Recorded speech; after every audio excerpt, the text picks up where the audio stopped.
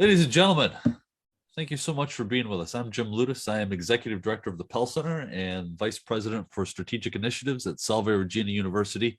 And it's my sincere pleasure to welcome all of you, including my great friend and partner, G. Wayne Miller, to this presentation of the 2021 Pell Center Prize, honoring Michael Paul Williams.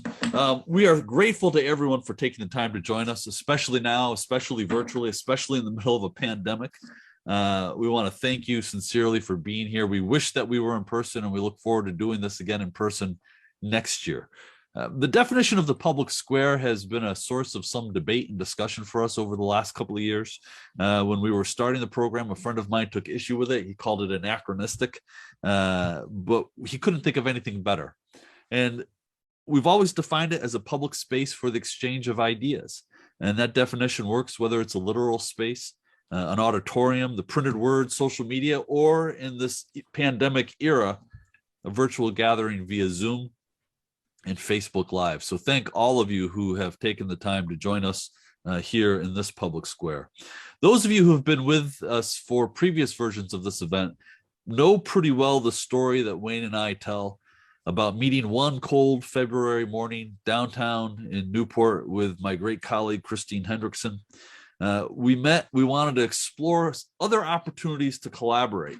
And we wanted to do something that was focused on uniting the two worlds that Wayne and I have dedicated our lives to. Wayne wanted to do something about storytelling. I wanted to do something about politics and policy. And in a clumsy mouthful of a compromise, we came up with Story in the Public Square. We began with an annual conference, one day, a slew of speakers, and the presentation of the Pell Center Prize to someone whose use of narrative transcended sales and served the public good. After a couple of years, we jettisoned the conference, and we have far fewer speakers on the program. But the prize endures and thrives because of people who we have honored, people like Michael Paul Williams, whose use of narrative, whose humanity, and whose sense of justice and empathy raise issues for all of us to grapple with if we are serious about creating a world, in the words of Salve Regina University's mission, that is more harmonious, just, and merciful. Thanks, Jim. And that's really what animates everything we do on Story in the Public Square. We're interested in stories that matter and the storytellers who tell them.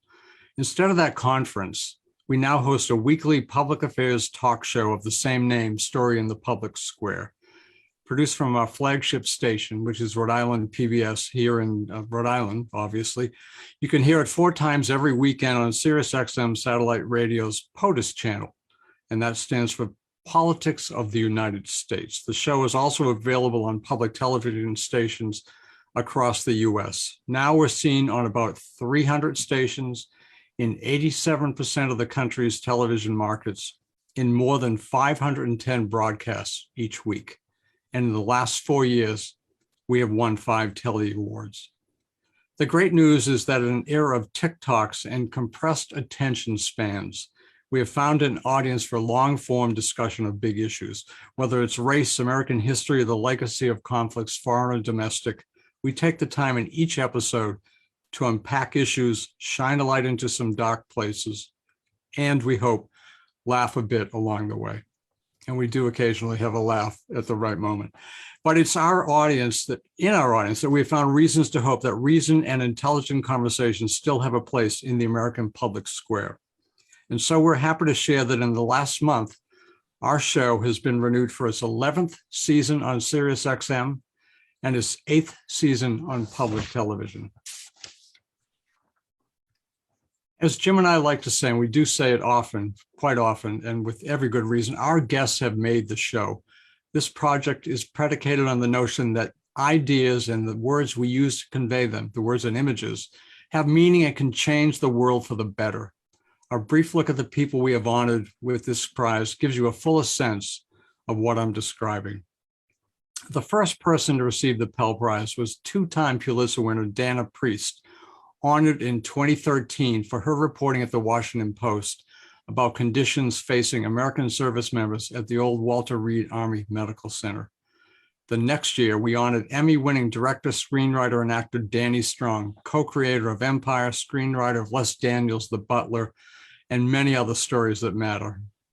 And just as a side note here, I'm happy to report that Danny will join us on the first episode of the new season in January to discuss his latest work, Dope Sick, on Hulu, where he serves as creator, writer, and executive producer, and he also directed one episode.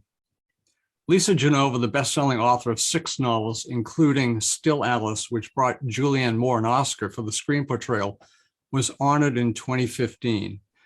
Pulitzer Prize winning photographer and filmmaker Javier Manzano won the Pell Prize in 2016, and the next year, Daphne Massiaraki, whose documentary 4.1 Miles about the Syrian refugee crisis, received an Oscar nomination. In 2018, Pulitzer winner and New York Times staff writer Dan Barry won for a body of work that conveys the emotional power of small details, the stuff of life, set against some of the biggest stories of our time. And Dan, of course, is a master of that form of storytelling and other storytelling forms as well.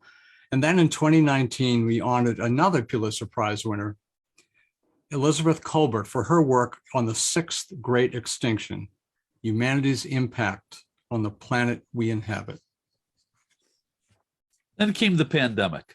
It disrupted our ability to celebrate anyone in 2020, but in a year that saw the murder of George Floyd, a pandemic rise that has thus far killed nearly 800,000 Americans, the election of 2020, and a simmering ethno-nationalist rage in American politics, we knew that there were stories to be told and writers and storytellers to be celebrated.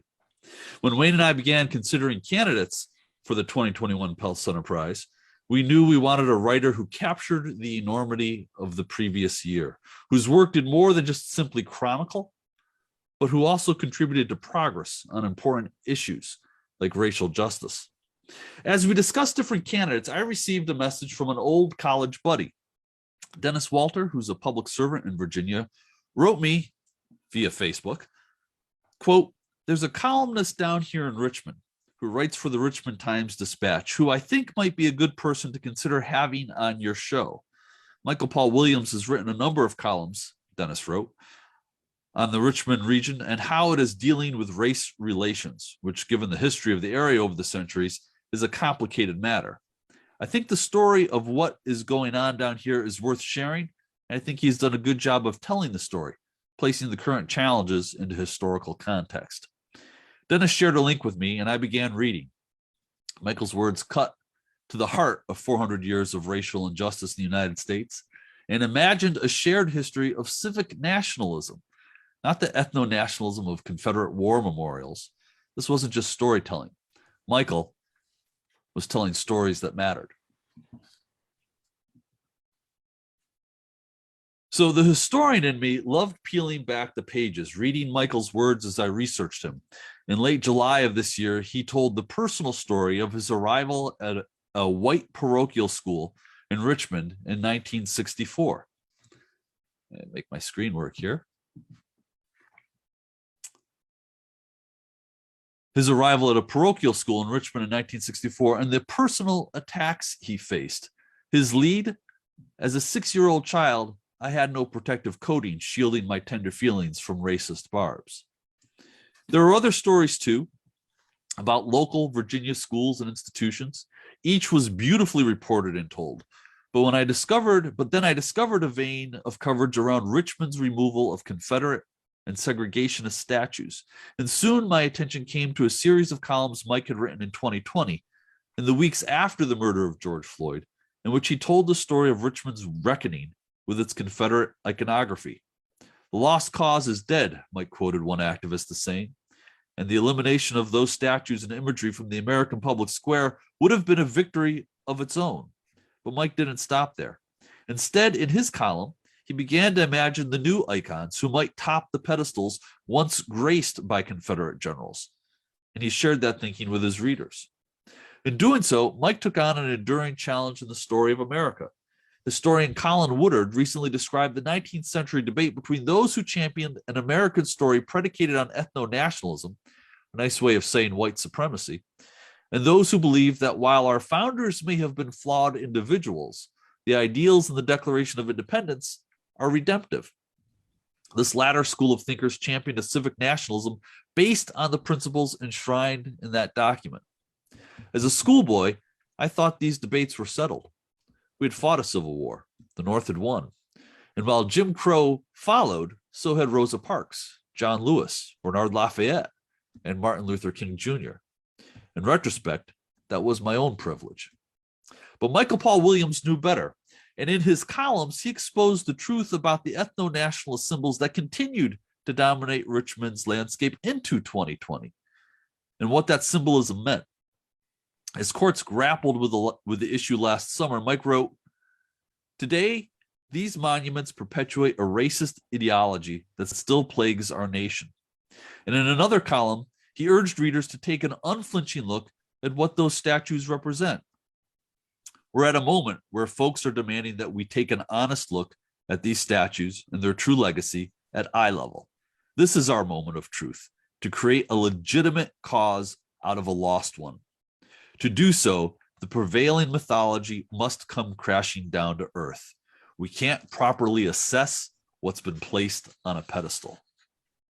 Now, I should note we were not the only organization to note the impact of Mike's work. Earlier this year, Michael Paul Williams won the 2021 Pulitzer Prize for commentary. And so tonight, we humbly add our voices to the well-deserved chorus of praise for Michael Paul Williams and present you, sir, this night with the Pell Center Prize for Story in the Public Square. Your stories matter, and your community, your state, and our country are better for your telling them. Michael Paul Williams, congratulations.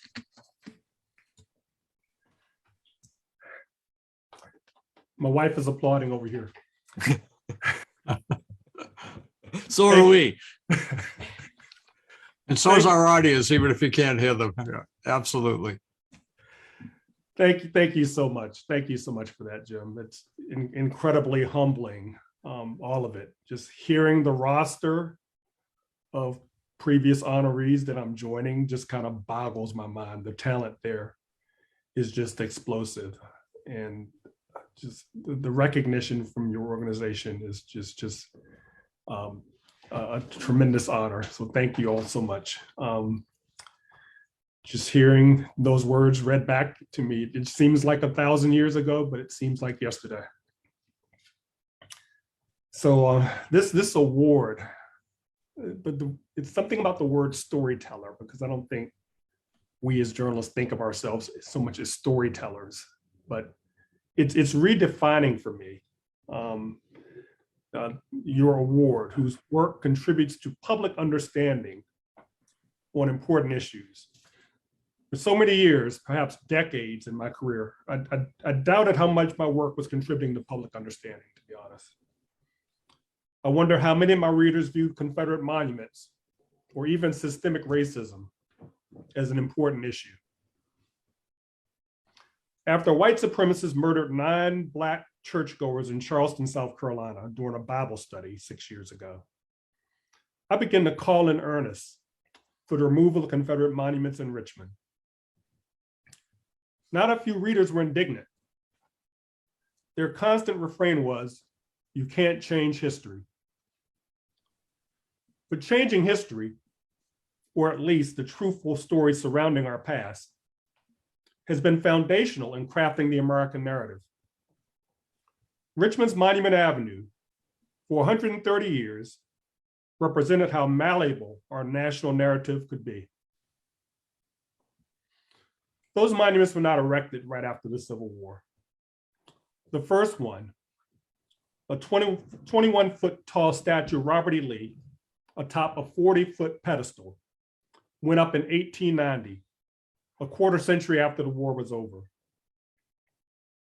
In 1907, a monument was erected in honor of Confederate President Jefferson Davis, the leader of a secessionist uprising against the US government. The speeches that took place that day were a template for what young people today might call gaslighting. A June 4th, 2007, or a 1907 article The June 4th, 1907 article in the Times Dispatch extensively quoted one of the speakers that day, a gentleman named Edward Ward Carmack, a US Senator from Tennessee. And this is what he had to say. We make no confession of wrong. We plead no forgiveness of error. We ask no tenderness of the future historian, no charity from the enlightened judgment of mankind. Carmack, I must note here, was a nemesis of crusading journalist Ida B. Wells. After she wrote a piece denouncing lynchings and other forms of terror, he called her a black wench and demanded retaliation against her. Her office was ransacked while she was out of town. She then returned south for another 30 years. So back on the day of the Jefferson Davis Monument Memorial unveiling, Carmack said about the South, they could give up slavery without a sigh. They could live under the Union and under its flag. After all, it was their land and their flag. But to be despoiled of their heritage, to be the subject of the rule of a servile master, against such degradation and dishonor, they rose as one man with one spirit.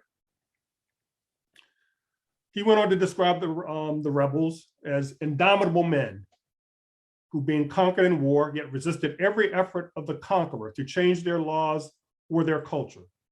He called them a grand and kingly people who had achieved the most brilliant revolution ever accomplished. And grand it was, Carmack said, not for the South alone, but for the whole country.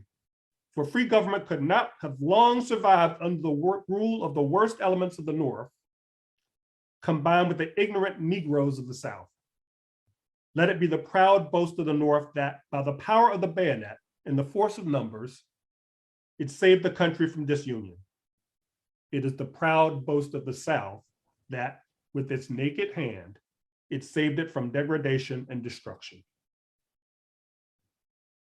This was the cause that Richmond celebrated every day for 130 years on its grandest boulevard, a place conceived as a whites-only real estate development, whose streetscape and statues would come to be supported by Black and white taxpayers alike. From the beginning, there was resistance. A Black newspaper editor and city councilor named John Mitchell Jr.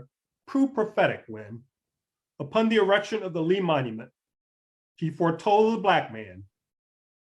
He put up the Lee Monument, and should the time come, he'll be there to take it down. And the gentleman you see behind me, that's John Mitchell Jr. But growing up in my native Richmond, I was no John Mitchell. I did not celebrate those monuments, but I certainly acquiesced to their presence on a street I seldom visited as a child of the 1960s.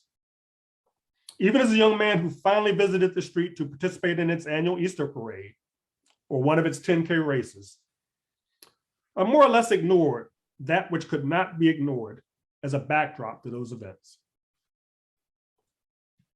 My questioning of the Confederate embrace in Richmond was gradual as I began to shed my sense of powerlessness about the street and its statues. Shortly after I began writing columns in 1992,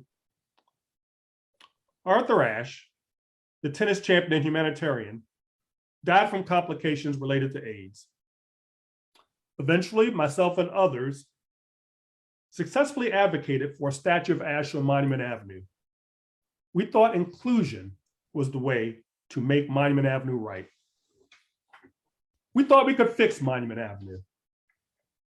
But Dylan Roof, when I saw that post of him with that Confederate flag after he committed those murders, led me to the inescapable conclusion that Monument Avenue was unfixable.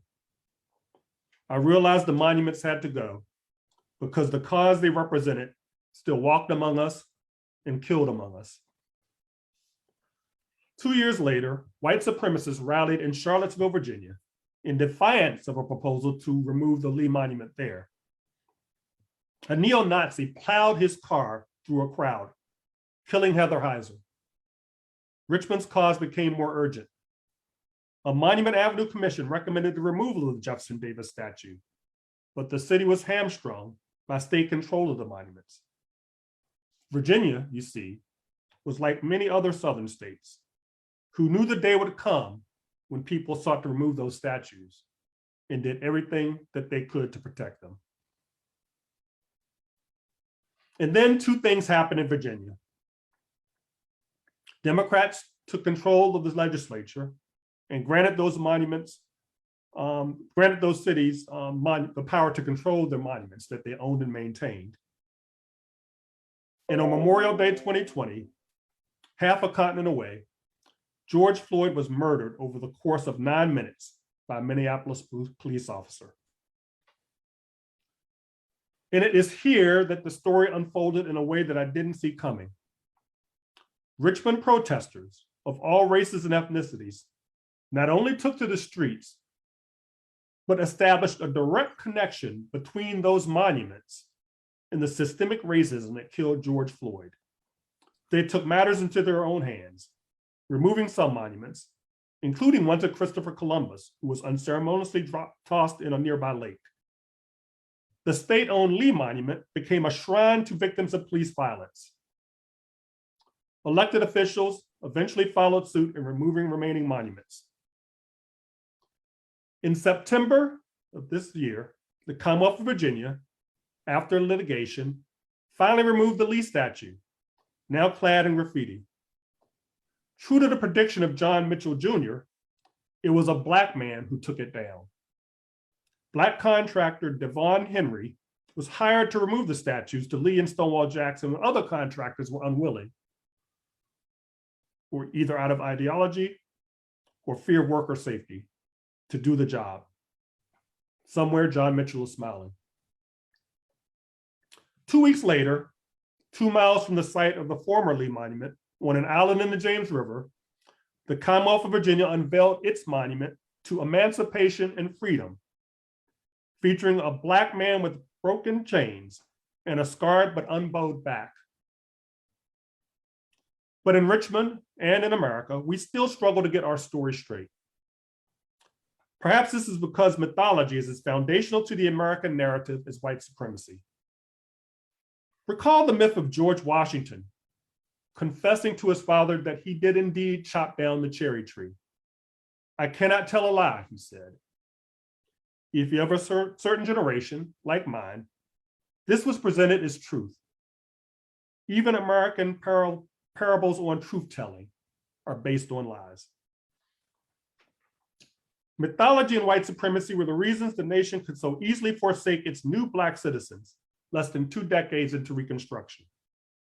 White reconciliation mattered far more than Black lives. The pulling of Union troops unleashed a reign of terror in the South.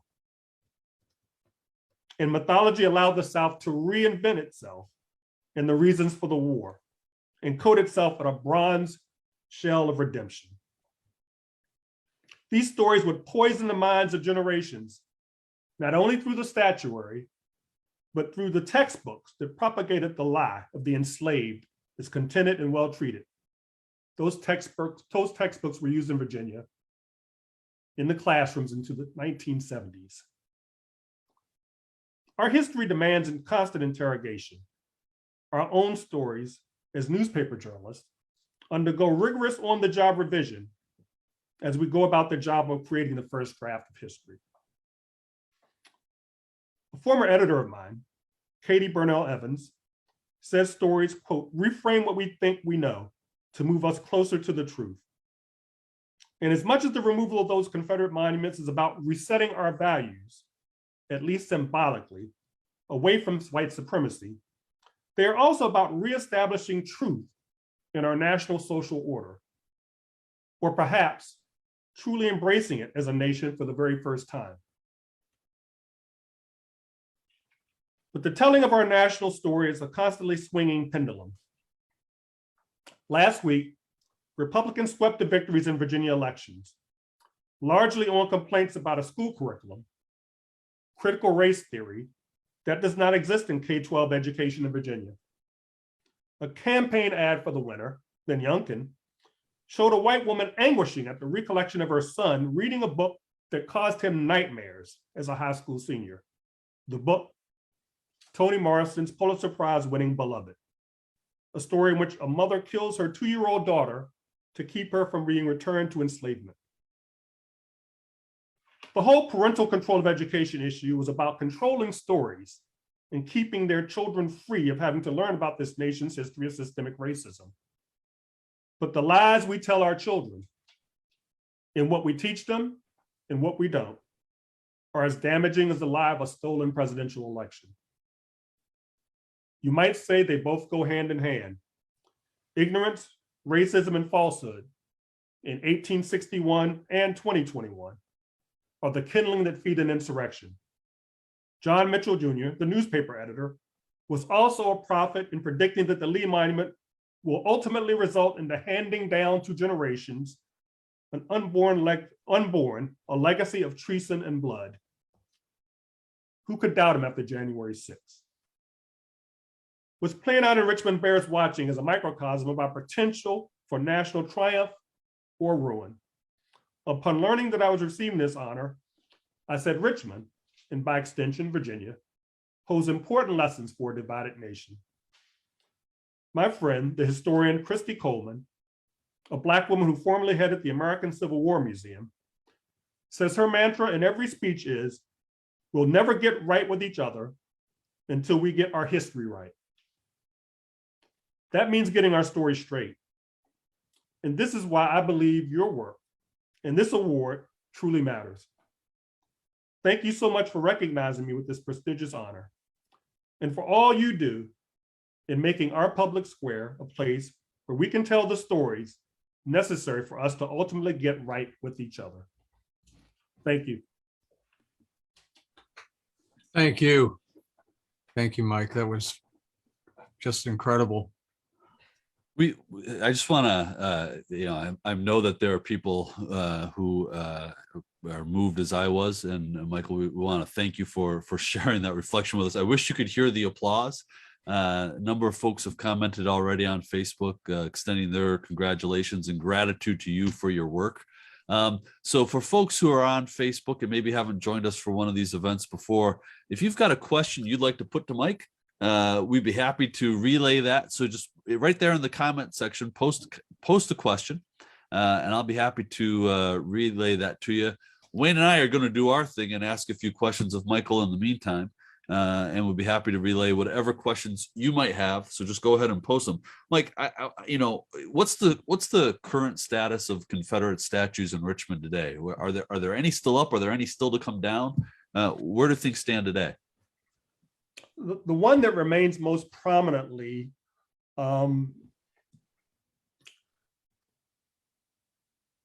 is caught up in a lot of political stuff and litigation. It's not on Monument Avenue, and it's complicated by the fact that the Confederate general that it honors is interred beneath it.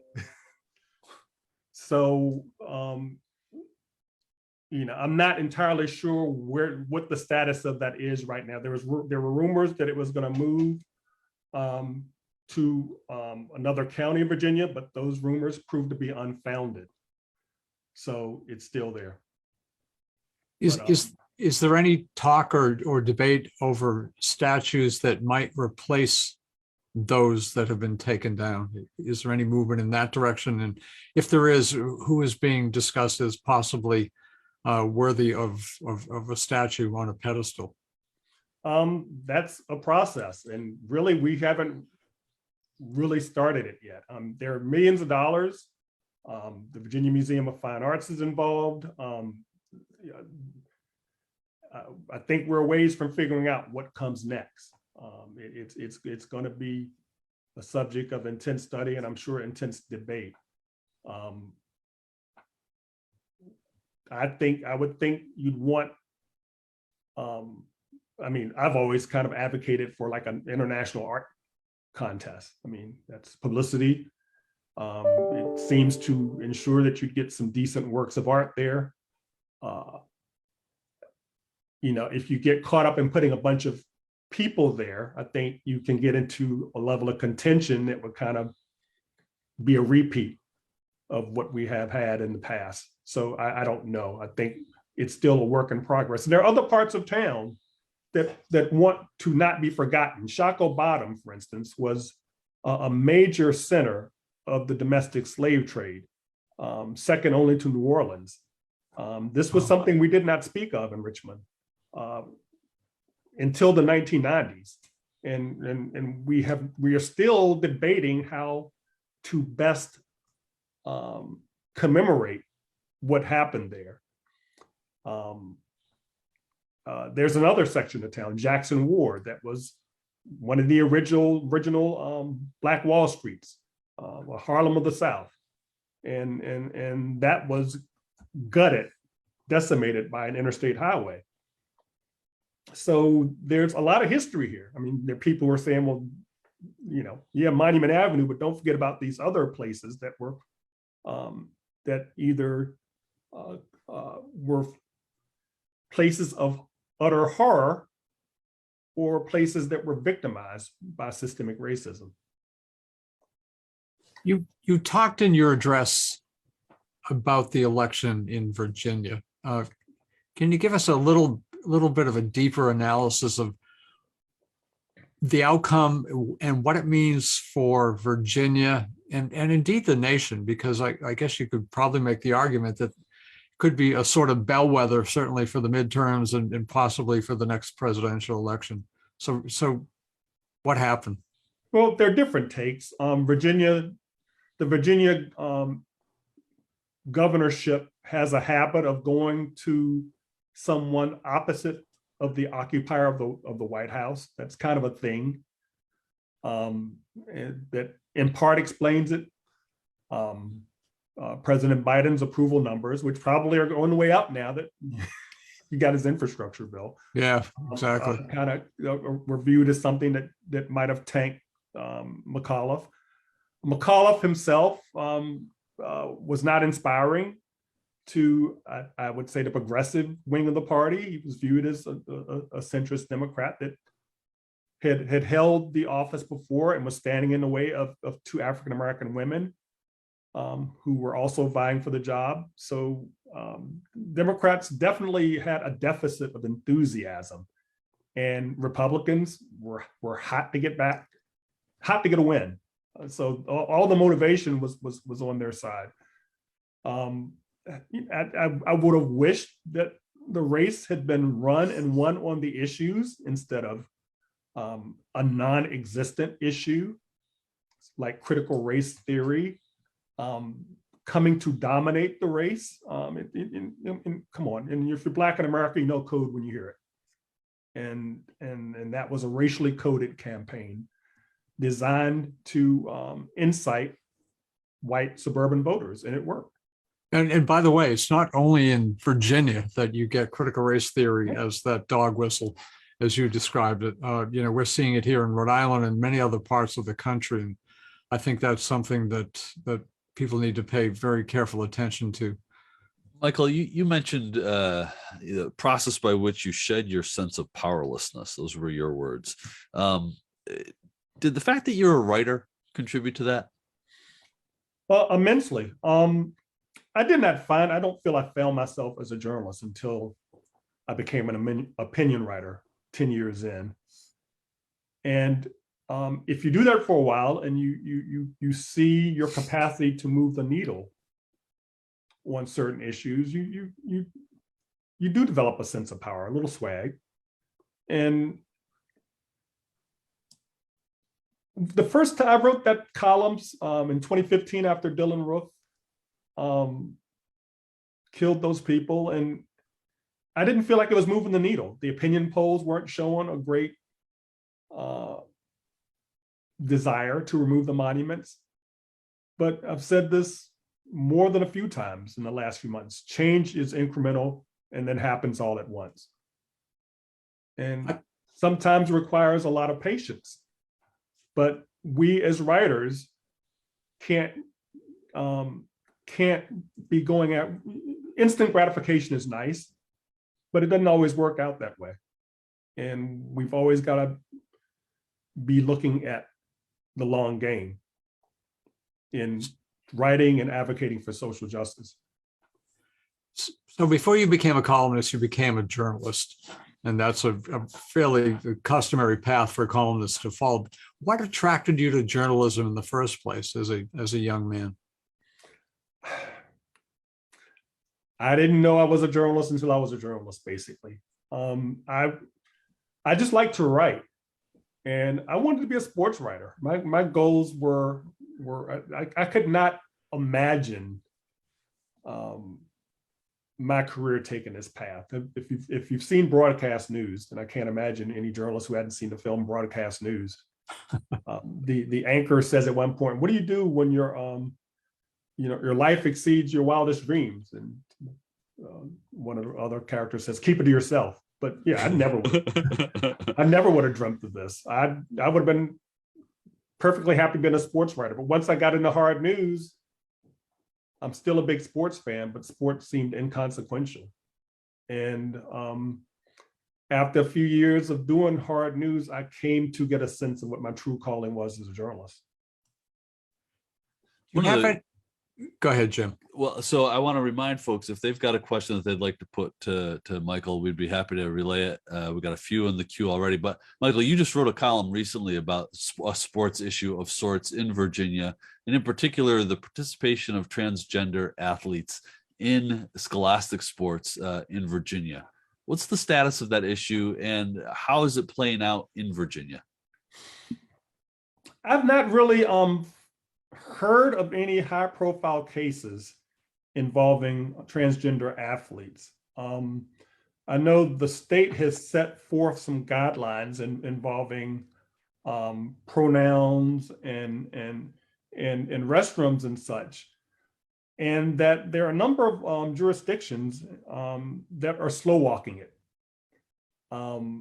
perhaps in anticipation that the electoral tide would turn and that Democrats would no longer be in power. So I think going back to maybe an earlier question about where Virginia is right now, I think there's a sense, if you recall when Donald Trump became president, how it seemed like basically the only plan he had was whatever Obama did, let's undo it. And I think there are fears in Virginia that that's what may be coming up. That we're going to undo a lot of the things that were done. That's a lot of the rhetoric, the post-campaign rhetoric that we're going to, I mean, they're not framing it this way, but it's like, we're going to turn back the clock. What is your take on the state of local newspapering today in America? You're at a local newspaper. I'm at a local newspaper. There are a lot of communities now that do not have a local newspaper. Have you given that any thought? And what do you conclude when you do think about it? No, America doesn't work without local newspapers. I've recently read about what the hedge fund had done to the Denver paper, which once had a newsroom of 300 people and now is down to 60. In Denver, Colorado, a major city in this country. And I can't imagine what Richmond would have been like without us. And I would like to think that readers and our readership and that our population in general gain a greater appreciation, not just of the Times Dispatch, but of the Richmond Free Press and the Virginia Mercury and all of the local media. We have reporters out there putting themselves in harm's way, covering those protests, and, not knowing whether, they would be greeted with hostility by protesters or even by police. And it actually did happen. So I don't think democracy works without newspapers in general. And that goes double for local newspapers. I mean, if local people need to be held accountable just like the people in Washington. So I would like to think that newspapers will undergo a renaissance. I think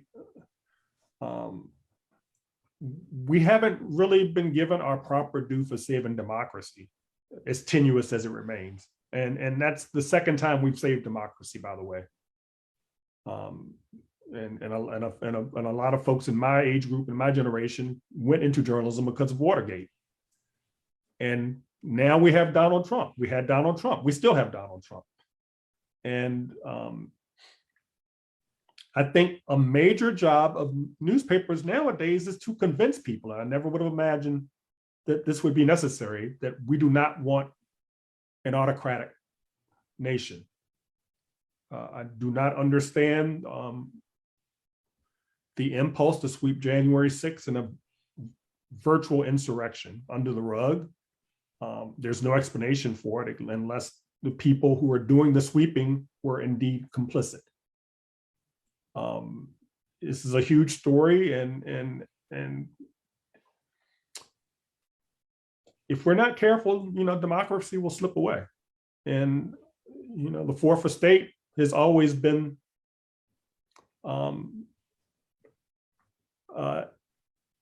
that bulwark, and it must continue to do so. Michael, we got a question for you from the audience here. This is, I believe it's from Parrish Lentz, who's a friend of the Pell Centers. He asks, are you concerned that the number of people who are antagonistic to a realistic and critical review of race history and the number of people who are apathetic to this work are greater than those willing to take it on? I would like to think, there's a lot of noise being made, but those protests in 2020 were a revelation to me. And I would like to think that more people want to have this discussion than ever before in America. It's not like there was ever a time when the entirety of the nation was committed to fighting systemic racism. Nowhere close. There are a lot of people who are engaging this discussion who have not done it in the past or would not have done it in the past. That gives me hope. It doesn't always translate into our politics because of the gerrymandering and the voter suppression and everything else, which is a real issue. The minority rule that's built into the way our country is structured. But I do have hope that people's eyes are opening. People are intent on learning, and we can't let the noise that tells us otherwise drown out that reality. Michael, you said you said something else in your presentation that I thought was really powerful. You talked about us struggling to get our story straight. Can you speak a little bit to the power of storytelling, and particularly in the context of that national narrative? Why is that myth making, that storytelling, so important? We have a lot of work to do, and newspapers and the media are a big part of this. We need to be in the front lines of it. And I don't think people really understand it. We have a lot of deconstructing to do. We're having the wrong conversation in education, and it really angers me, and it's really so absurd. And this is what's so upsetting about what happened in Virginia. You're talking about not telling these stories, telling these stories is not the problem. The fact that for decades, for as long as we've had an education system, we've not been telling these stories of systemic racism. That's the problem. And I think what we're witnessing is a backlash to the recognition that we need to tell these stories. So if we don't deconstruct this destructive mythology that fuels insurrections, because we never totally foresaw the lost cause. These are lost cause impulses that are driving this insurrection. We've romanticized things and accepted things that should have been disposed of long ago, and it's coming back to haunt us. in our education, in our journalism, we need to be about deconstructing myth and rebuilding truth. Do you place, now I guess I don't want to use the word greater, but let me use the greater. Do you place greater hope in younger generations that some of what you're hoping can be achieved will be achieved? Let me rephrase that question. Are young people going to be a force in moving these issues in the right direction, as opposed to an older generation? If they want to survive, they better.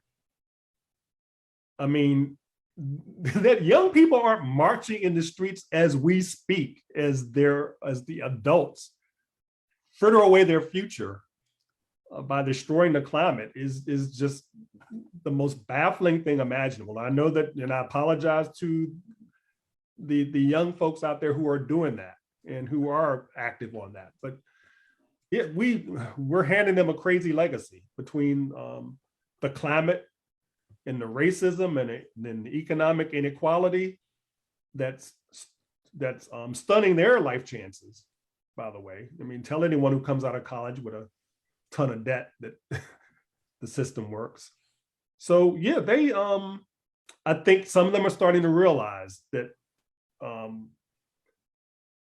that the politics is not serving them, that real change is needed and dramatic change is needed on all sorts of fronts, including race. Yeah, historically, yeah, as young people get older, they get more conservative. Didn't happen with me for some reason. I don't know what's up with that, but yeah, they don't have the luxury. They don't have the luxury of conservatism as they grow older, because the planet, as we speak, the clock is ticking. So they need to get engaged on a number of levels, and I think they will. Michael, we've got a question here from Ann Warner Anderson, and she asks a question that I was thinking about when you were talking about the way the critical race theory debate played out in Virginia politics. She, I'm going to encapsulate this a little bit. She expresses frustration about parents fretting about the discomfort of their children learning about the evils of slavery. But she asks, how do we diffuse or counter this type of talk? Another way of looking at it is, what could Democrats have done to debunk the CRT hypothesis that was part of the Youngkin campaign? Is there a way that we can talk about this to move the conversation back to some grounding in reality? I don't know. I find that whole framing a debate of systemic racism in the context of keeping white people comfortable is not a winning argument for me. I think there's been far too much white comfort. And I mean, Blake Murphy's mom going on and anguishing about her almost 18-year-old son having night terrors over a book that reflects the horrors of enslavement, centers white fragility over real Black pain. And like I said in the column one of the columns you read, I didn't have that luxury as a kid. Yeah. If Black kids and indigenous kids, I mean, there's been a viral video of I think a science teacher wearing a headdress. Yeah, it was a science. It was a physics teacher. Yeah. Yeah. It just, I mean, I know how is he supposed to feel? Right. So we've got to stop any discussion of race becomes personalized. We need to talk about the systems.